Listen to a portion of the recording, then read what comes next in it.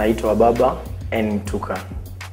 Ni mzaliwa wa Lindi na Chingwea, kabila langu ni Mwera, naishi Dar es Salaam, mshiriki wa BICS na ninaiwakilisha Dar es Salaam. Nimejiingiza kwenye muziki rasmi toka mwaka 2002. Lakini before ya hapo nilikuwa naimba tu ile mtaani bila kujua kwamba anaweza kuwa na uwezo wa kuandaa muziki wangu au nika-arrange kitu ambacho mtu anaweza akavutiwa nacho. Nilipofika mwaka 2002 ndo nikaamua kujiingiza rasmi sasa kwenye muziki.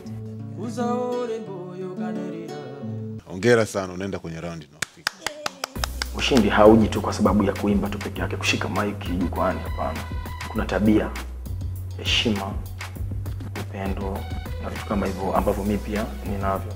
Yaani mpaka sasa hivi inafikia wakati kama nikiwa nimepumzika kidogo hata ndani, watu wanamiss wa baba. Natarajia tu kuwa na upendo wa dhati, kuwapenda zaidi wenzangu, kuwapa ushauri bila kujali kwamba huyu mtu nashindana naye. Ila Mwenyezi Mungu amekuletea leo. Hongera sana. Umeingia top 20 baba. Kwanza mpaka hapa najisi mshindi. Kwa sababu kwanza nimekutana na magumu mengi. Waimbaji tulikuwa wengi sana mwaka huu Dar es Salaam.